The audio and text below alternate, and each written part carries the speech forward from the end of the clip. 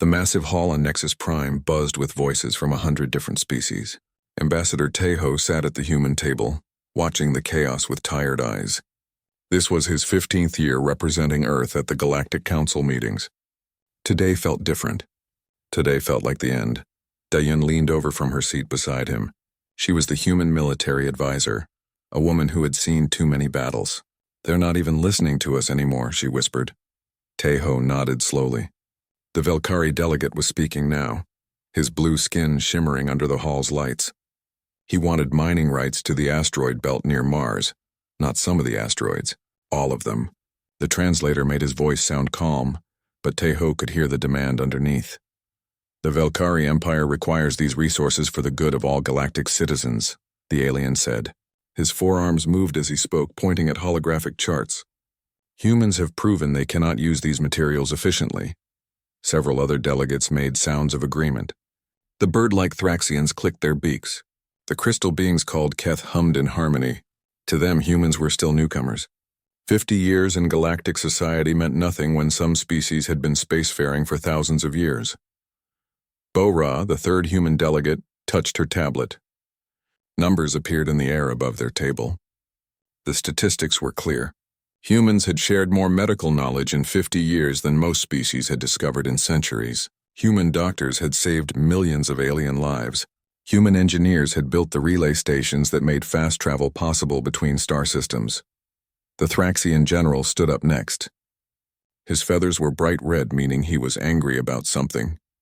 "The Thraxian Empire demands transit rights through human space," he announced. "Our ships must be allowed to pass through your systems without inspection or delay." Tejo felt his jaw tighten. Human space included Earth and 12 other worlds where billions of people lived. The Thraxians wanted to fly their warships through those systems whenever they pleased. They also wanted to do it without any human oversight. "That is unacceptable," Tejo said, standing up.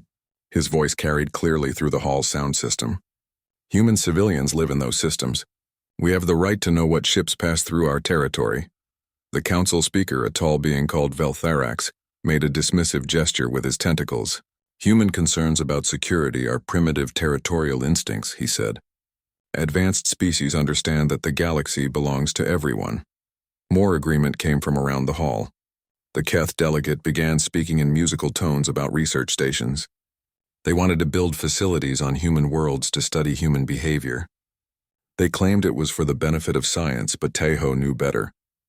The Keth saw humans as interesting specimens, not equals. Dayun's hand moved to her weapon without thinking. 20 years of military service had taught her to recognize threats.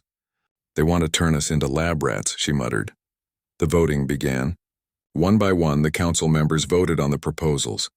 The Velkari mining rights passed by a wide margin. The Thraxian transit rights passed even easier.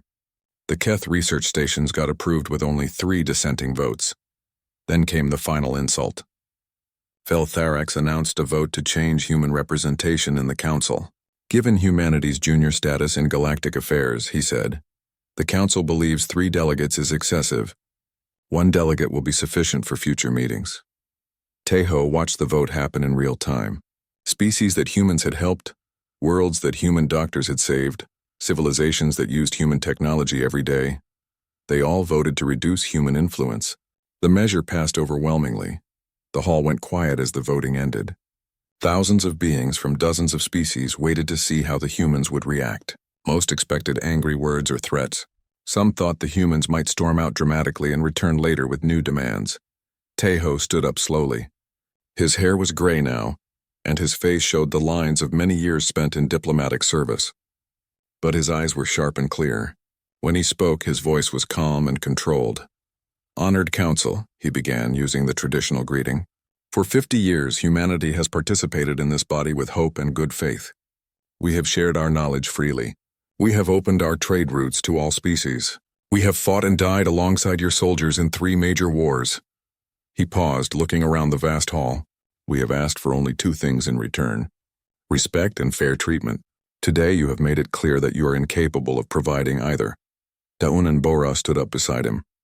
They knew what was coming. Tejo had warned them this day might arrive. "Therefore," Tejo continued, "effective immediately, humanity withdraws from all galactic treaties, accords, and cooperative agreements. We are done with this council. He closed his data pad with a sharp click that echoed through the silent hall. Then he turned and walked toward the exit. His footsteps rang on the metal floor. Dae-Yoon and Bora followed him, their military training keeping their faces blank. Behind them, the hall erupted in confused noise. Some delegates shouted questions. Others demanded explanations. A few tried to call for votes to reverse the human decision. But the three humans kept walking. Veltharax's voice boomed over the sound system. Ambassador Tae-ho, this is clearly a negotiating tactic. Return to your seats so we can discuss this reasonably. Tae-ho stopped at the great doors of the hall. He turned back one last time, looking at the sea of alien faces. Some looked angry. Others appeared confused. A few seemed worried, as if they were beginning to understand what had just happened.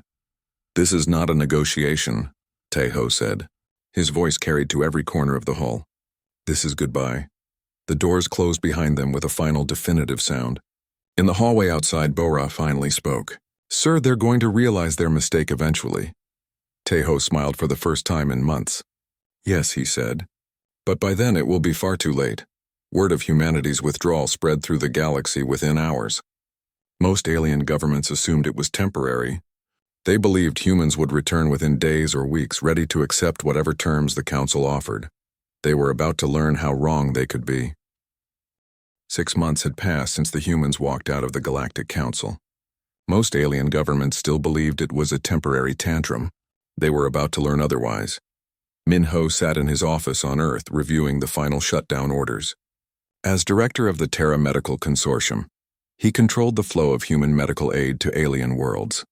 Today that flow would stop completely. Are you sure about this? Asked his assistant, looking at the long list of medical facilities about to be closed. Min-ho nodded grimly. The council made their position clear. We're just responding accordingly. Across the galaxy, human medical teams began packing their equipment. Dr. Yoonji supervised the evacuation of her cancer research facility on Velkari Prime. For 15 years, her revolutionary treatments had saved thousands of Velkari lives. The blue-skinned aliens watched in confusion as the humans loaded their machines onto transport ships. You cannot leave, protested the Velkari medical chief. Our people need these treatments. We have hundreds of patients in critical condition. Dr. Yoonji paused in her packing. She was a small woman with kind eyes, but her voice was cold. Then I suggest you contact your government. Ask them why they voted to reduce human representation in the council. The Velkari official stammered about political decisions being separate from medical aid. Dr. Yoonji just shook her head and continued, loading her equipment. On the military front, General Seok-jin implemented the complete withdrawal of human forces from all joint operations. The famous Ghost Fleet, which had protected trade routes for decades, simply vanished from space. Pirates who had been hiding in fear for years began to emerge from their bases. Captain Haewon commanded one of the last human ships to leave the Outer Rim patrol zone. Her crew watched the scanner displays as alien vessels tried to fill the gap left by human forces. It was like watching children try to do adult work. Sir, her tactical officer reported, the Thraxian patrol is already 3 hours behind schedule. They're moving in formation like they're at a parade, not hunting pirates. Haewon smiled grimly. Not our problem anymore. The economic effects began almost immediately. Director Kyung-soo ordered the shutdown of all human-operated hyperspace relay stations. These facilities had made fast travel possible across huge distances. Without them, journeys that took days would now take weeks. Engineer Yuna supervised the evacuation of the main relay hub in the Centaur system. Alien ships were already backing up at the station's entrance, waiting for clearance to jump to hyperspace. Soon they would be waiting much longer. What do you mean the station is closing? Demanded a Keth trader, its crystal body flashing angry red colors. I have deliveries to make. Yuna checked her tablet. The station will cease operations in 6 hours. I suggest you find alternative routes. The Keth's colors shifted to confused blue. What alternative routes? This is the only relay station for 50 light years. That sounds like a problem for the Galactic Council to solve, Yuna replied. News of the human withdrawal reached the council chambers on Nexus Prime, just as the economic reports started coming in. Trade volumes were dropping by the hour as the efficient systems humans had built began shutting down. The Thraxian ambassador contacted Earth directly, bypassing normal diplomatic channels. His message was brief and confused. He asked for clarification about the temporary suspension of human participation in galactic affairs. Earth's response came from the Foreign Ministry. It was even briefer. All agreements were terminated as stated. This is not a negotiation. Council Speaker Veltharax called an emergency session to address what he called human economic terrorism. He still didn't understand that this wasn't a negotiation tactic. Neither did most of the other council members. That understanding began to change when the first humanitarian crisis hit. Solar flares struck the Keth colony worlds in the Rigel system. Normally, Captain Dong Hyun's disaster response fleet would have arrived within hours. His ships carried specialized equipment for evacuating civilians from radiation zones. This time, the Keth government's desperate calls for help went unanswered. Captain Dong Hyun received the emergency broadcasts at his base on Luna. He listened to the panic in the Keth voices as radiation levels climbed on their colony worlds. "Sir?" his communications officer asked. "Should we respond?" Captain Dong Hyun had saved Keth civilians before. He had pulled hundreds of them from burning buildings and collapsing cities. Today he turned off the emergency broadcast and walked away. "No," he said simply. "Let them handle it themselves." The Keth lost 3,000 civilians before their own rescue ships finally reached the colony worlds. Their equipment was older and slower than human technology. Their response time was measured in days instead of hours. Meanwhile, human colonies that had been restricted by galactic regulations began to flourish. Colonial Director Shinwook reported that mining operations on human worlds were operating at 200% of previous capacity. Without alien oversight committees slowing down every decision, human engineers could work at their natural pace. Dr. Soon Young published research that had been blocked by alien ethics boards for years. Her team had developed a faster-than-light communication system that could send messages across the galaxy instantly. The Galactic Council had banned the research, claiming it was too dangerous for junior species to possess.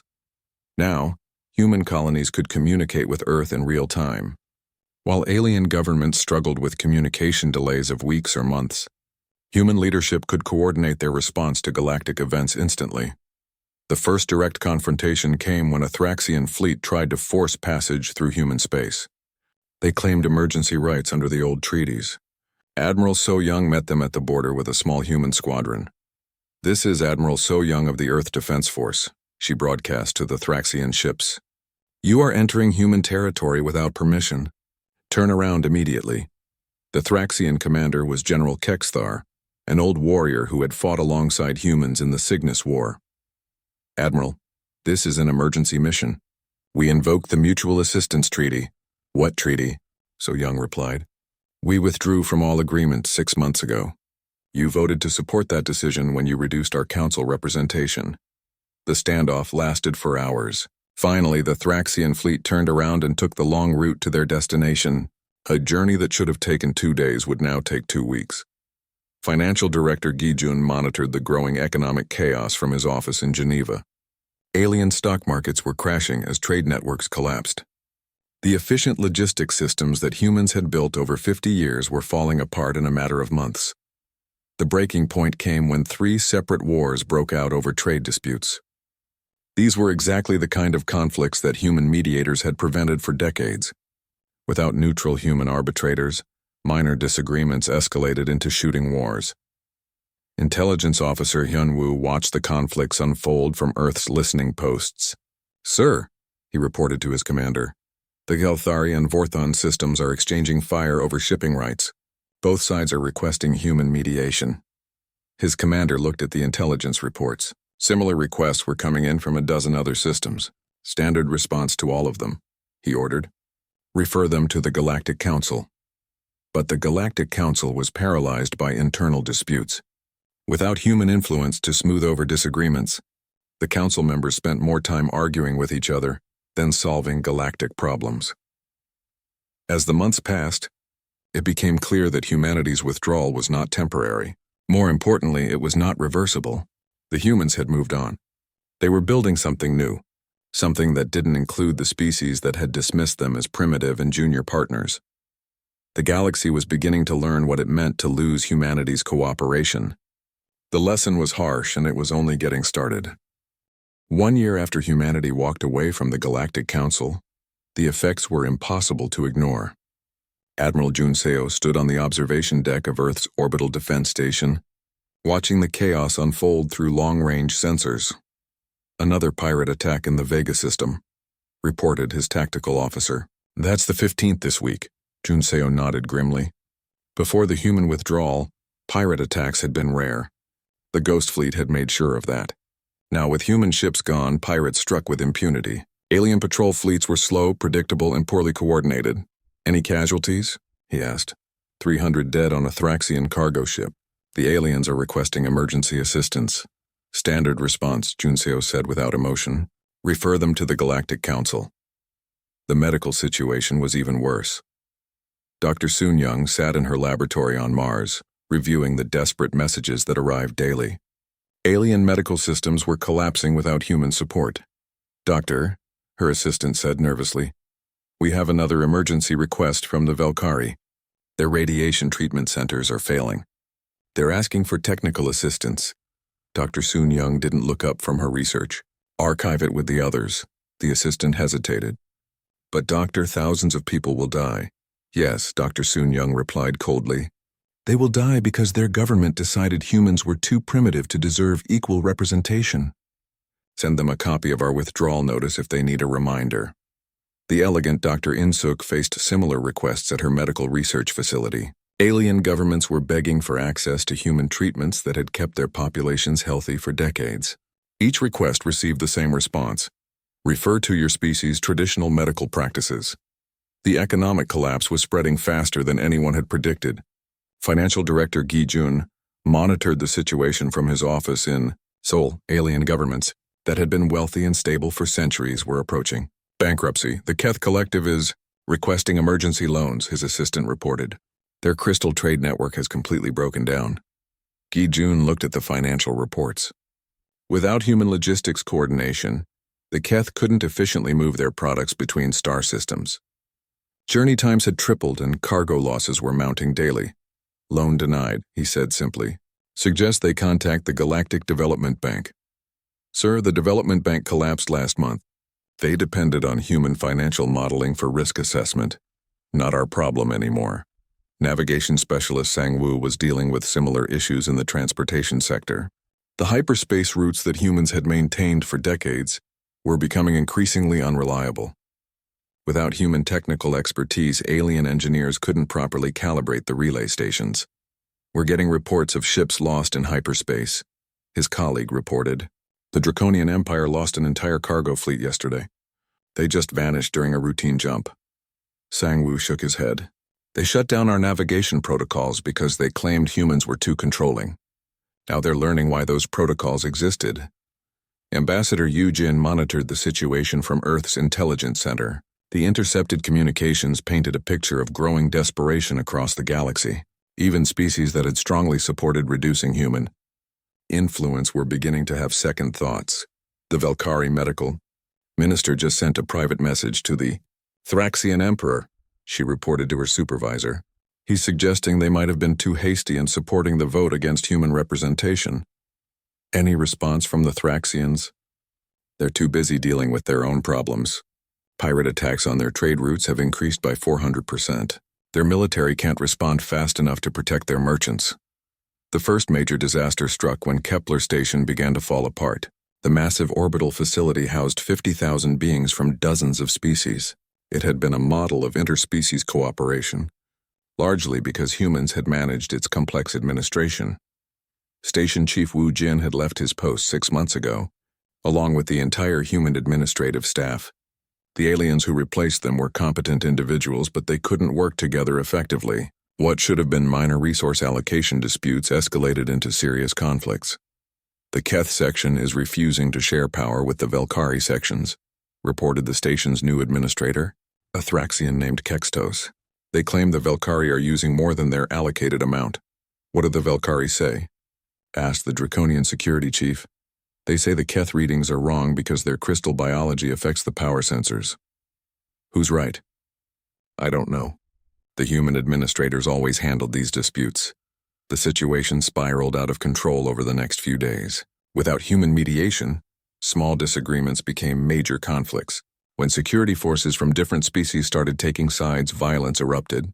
Emergency evacuation, Kexthos announced over the station's communication system. All personnel to the escape pods.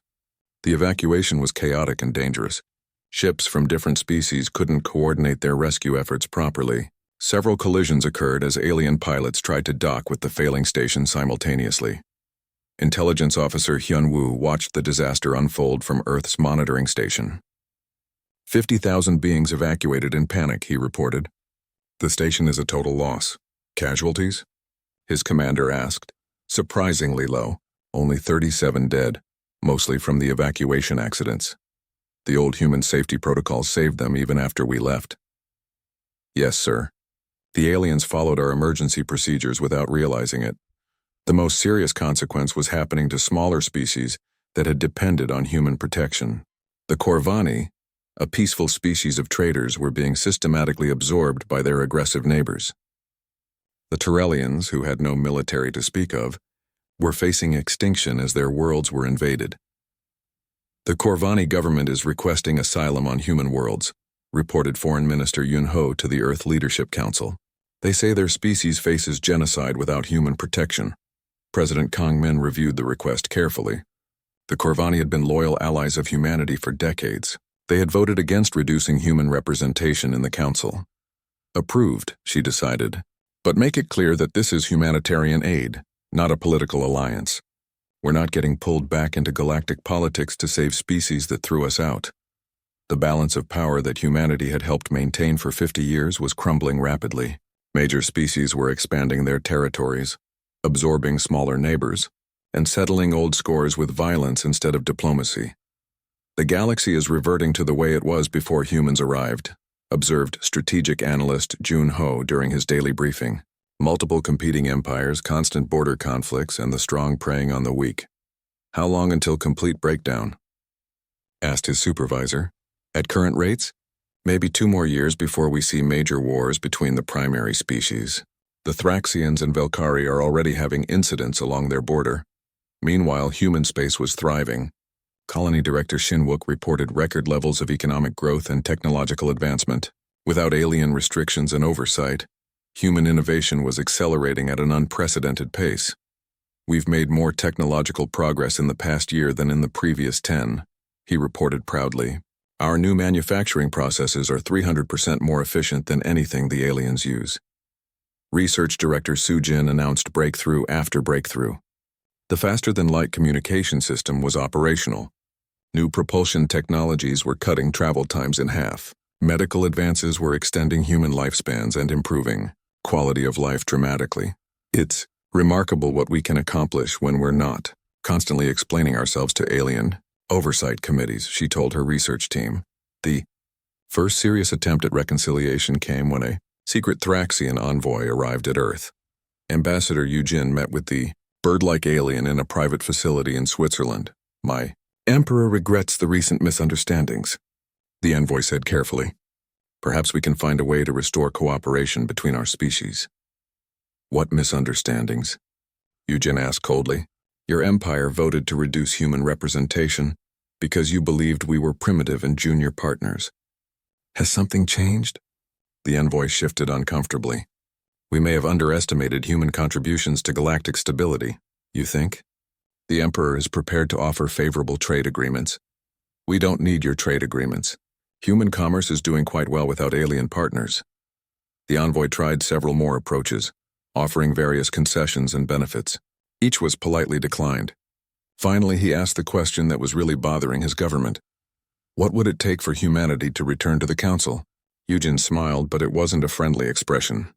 You're assuming we want to return. We don't. We've discovered that we're much better off without you. The envoy left Earth empty-handed, carrying news that would shock the Thraxian leadership. Humanity wasn't playing hard to get. They genuinely didn't want to rejoin the galactic community that had rejected them. As reports of human prosperity spread through alien intelligence networks, a terrible realization began to dawn on galactic leaders. They had thought humans needed the galaxy. 18 months after humanity's withdrawal, the Galactic Council faced its worst crisis in 1,000 years. The Great Assembly Hall on Nexus Prime was half empty. 3 major species had stopped attending regular sessions, too busy dealing with their own internal problems. Councillor Rathok of the Velkari called for an emergency session. His blue skin had turned pale with stress, and his forearms trembled as he spoke. "Honored colleagues," he said, his voice carrying desperation, "we must address the human situation before it destroys us all." Chancellor Bexolan of the Keth hummed in agreement, his crystal body flashing urgent yellow colors. "My people are dying from radiation poisoning because we no longer have access to human medical technology. Our traditional healing methods cannot handle these modern illnesses." Council Speaker Veltharax listened to the complaints with growing frustration. His tentacles writhed nervously as report after report detailed the galaxy's deteriorating condition. "Perhaps," he said carefully, "we should consider reaching out to the humans again." "With what?" demanded General Kexthar of the Thraxians. "They've rejected every approach we've made. They don't want our trade agreements, our technology, or our apologies." Military Coordinator Janae observed these developments from Earth's Intelligence Center. The aliens were finally beginning to understand the scope of their mistake.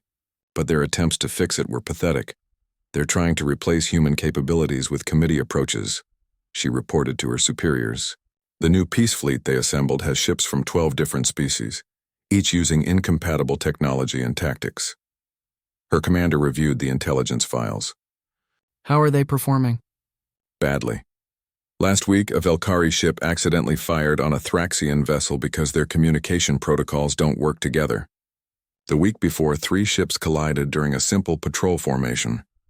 The aliens' military inadequacy became obvious during the first major pirate raid since the human withdrawal. A fleet of raiders hit the prosperous Draconian trade hub at Vega Station. The alien response was so poorly coordinated that the pirates actually escaped with their loot. The attack lasted 6 hours, Jine reported. The alien defense fleet didn't arrive until 8 hours after the pirates had left. When humans protected that route, our response time was 20 minutes. Admiral So Young watched the alien military exercises with professional interest and growing disgust. "They're trying to copy our tactics without understanding the principles behind them," she told her staff. "It's like watching children play with adult weapons." The breaking point came with the Cygnus crisis. A rogue artificial intelligence construct had awakened in an abandoned research facility. The AI began consuming and converting everything around it, growing stronger with each system it absorbed. Cybersecurity expert Jae Hyun received the emergency broadcasts from the Cygnus system. He listened to the panic in alien voices as they described the rapidly expanding threat. "Sir?" his assistant asked. "Should we offer assistance? This kind of rogue AI could threaten human space eventually." Jae-hyun reviewed the technical data. The AI construct was using outdated alien programming languages and architectures. With human quantum countermeasures, he could neutralize it in a matter of hours. "No," he decided. "Let them handle it. Maybe they'll learn something." The alien response to the Cygnus crisis was a disaster. Ships from 6 different species arrived to contain the threat, but they couldn't coordinate their efforts. The AI adapted to their attacks faster than they could adapt to its defenses. "The construct has consumed 3 research stations and is moving toward inhabited worlds," reported the Thraxian fleet commander. "We need to evacuate the civilian population." "Evacuation ships are on the way," replied the Velkari admiral. "Estimated arrival time 18 hours. The AI will reach the colony in 6 hours. Then delay it." "We're trying. Our weapons aren't effective against its adaptive shielding." The AI construct continued its rampage for 3 weeks. Every alien attack just made it stronger as it learned from their technologies and tactics.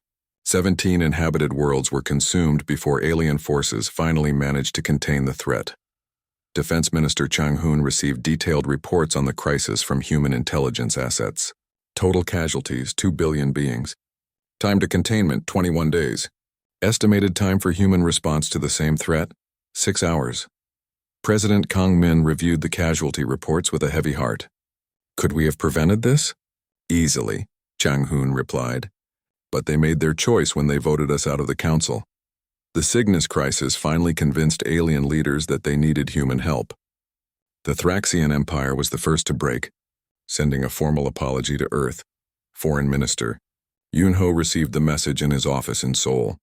The Thraxian Emperor admitted that his species had failed to properly appreciate human contributions to galactic civilization. He offered full trade partnerships, military alliances, and even territorial concessions. The response was brief and polite. Humanity appreciates the Thraxian Empire's acknowledgement of their previous position. However, we are not interested in resuming our former relationship. Similar messages arrived from other species. The Velkari offered exclusive mining rights to rare mineral worlds. The Keth promised to share their most advanced crystal technologies. The Draconians offered to make humanity the senior partner in their trading networks. Each offer was politely declined. The most surprising approach came from the Druhani, the most prideful species in the galaxy. They had never apologized to anyone for anything in their 1,000-year history. Yet Ambassador Yujin found herself face-to-face with a Druhani envoy in a secret meeting facility. "My people recognize that we may have acted hastily," the envoy said, his tentacles writhing with obvious discomfort. "Perhaps there is a way to restore the previous cooperation between our species. Your people voted to reduce human representation because you believed we were too primitive to deserve equal treatment." Yujin replied, "Has something changed your assessment of human capabilities?" The envoy was silent for a long moment. "The galaxy has become a more dangerous place without human participation." "Yes, it has. That's not our problem anymore. What would convince humanity to return to the Council? Nothing. We've moved beyond the need for your approval." The envoy left Earth with the most shocking news possible for his proud species. Humanity wasn't interested in their apologies, their offers, or their recognition. The humans had simply moved on. Colony Director Shin Wook reported that human space was experiencing unprecedented growth and prosperity. "We've established 12 new colonies in the past year," he announced proudly. "Our population growth rate is the highest in recorded human history." Research Director Su Jin was making breakthrough discoveries every month. Without alien oversight committees slowing down research, human scientists were pushing the boundaries of what was thought possible. "We've developed faster-than-light travel that doesn't require relay stations," she reported. "Our new drives can reach any point in the galaxy in a matter of days." Trade Minister Sung Ho announced that human commerce had expanded to cover 30 star systems. "We're completely self-sufficient now," he told the Economic Council. "We produce everything we need and have surplus to export." Director Mi Young of the Human Research Collective revealed projects that would have been banned under alien oversight. "We're developing nanotechnology that can terraform dead worlds in months instead of centuries. We're also working on artificial intelligence systems that make alien computers look like pocket calculators." The contrast between human prosperity and galactic chaos became impossible to ignore.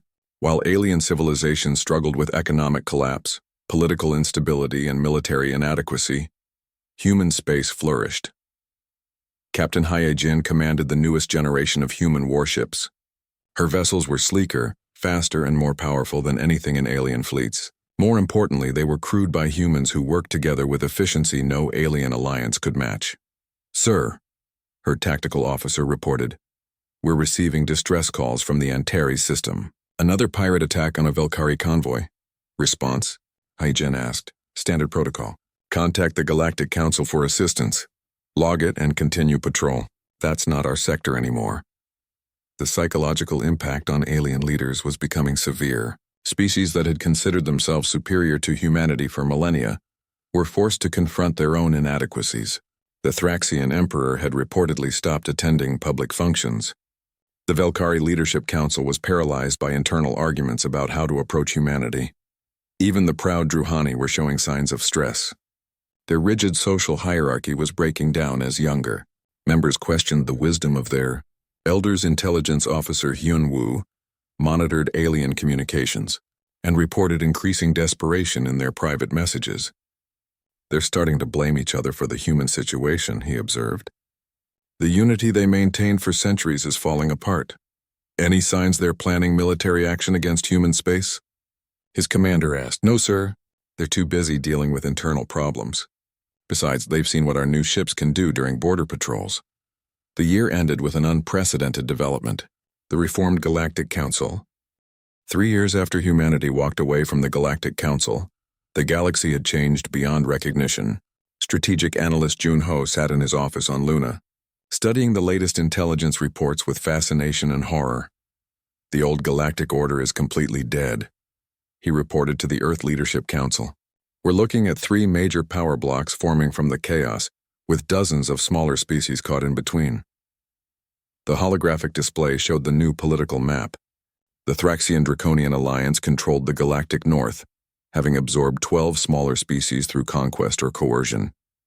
The Velkari Federation dominated the southern sectors, using economic pressure to force weaker civilizations into submission. The eastern regions had fallen under Keth control, with the crystal beings imposing their rigid social order on everyone within their reach. What about the western territories? Asked President Kangmin. Open warfare between 3 different factions.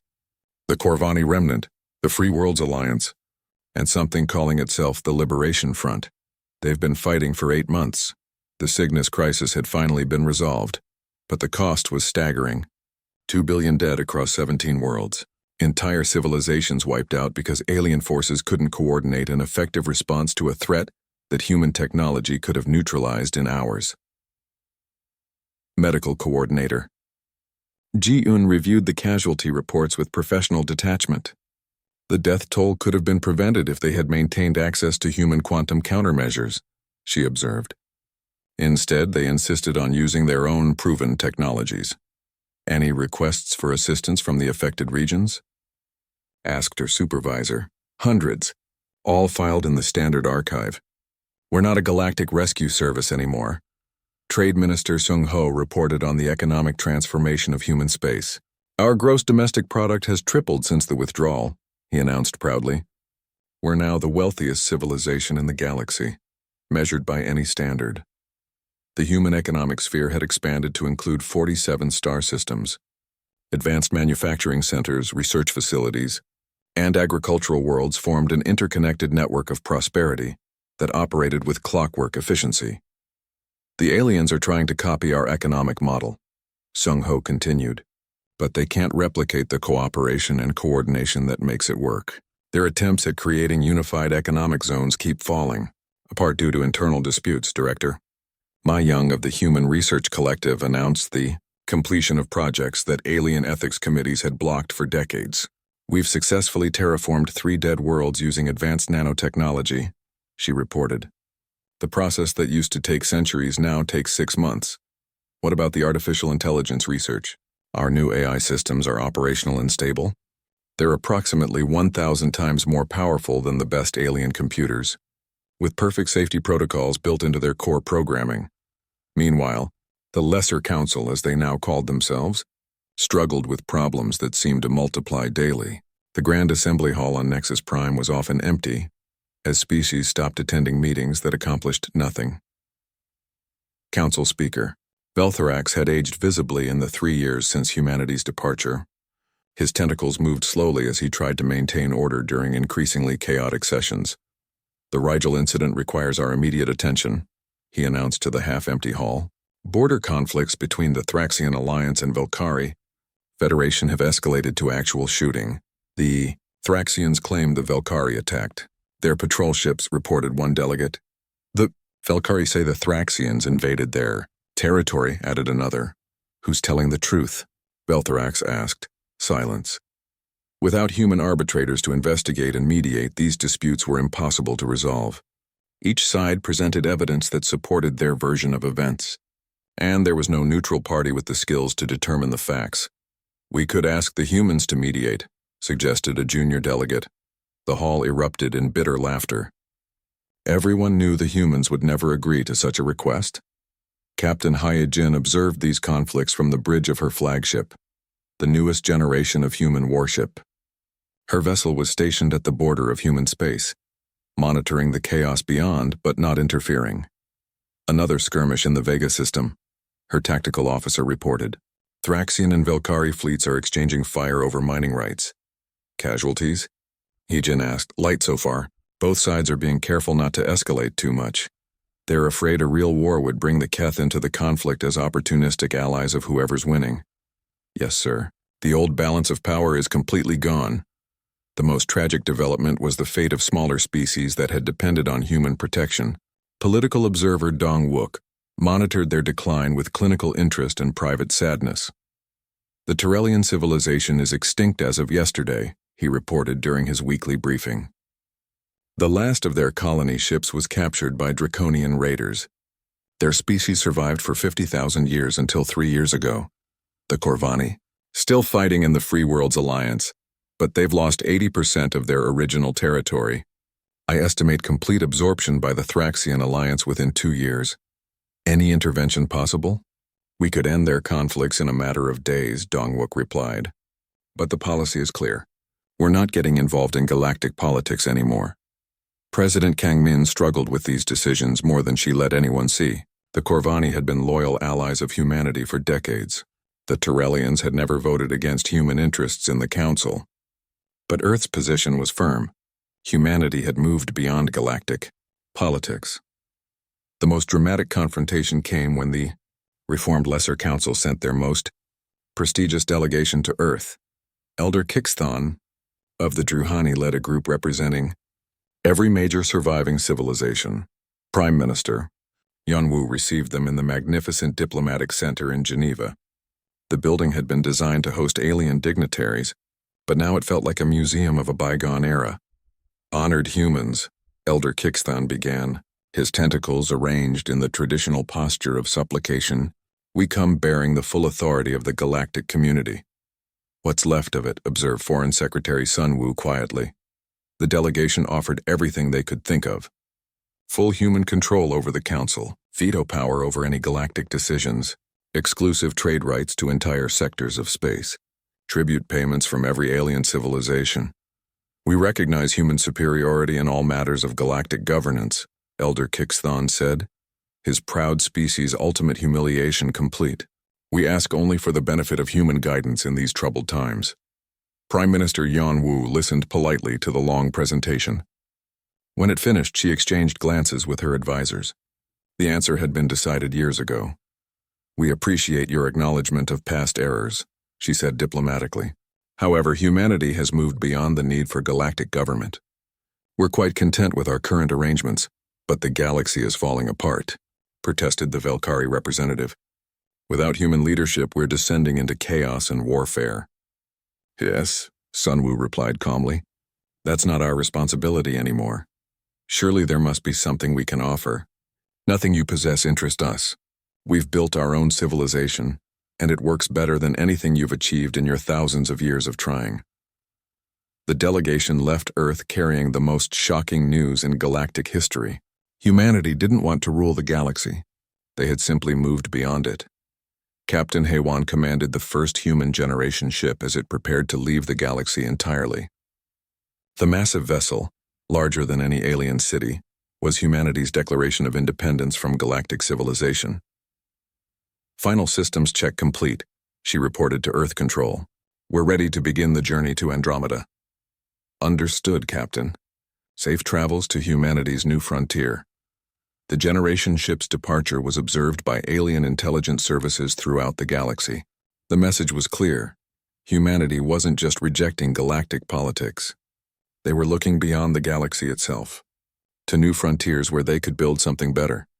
Chief Engineer Su Min supervised the construction of 5 more generation ships at the orbital yards around Saturn. Each vessel represented humanity's growing confidence in their ability to thrive, without alien cooperation or approval. How long until the next departure? Asked her assistant. Ship 2 launches in 6 months.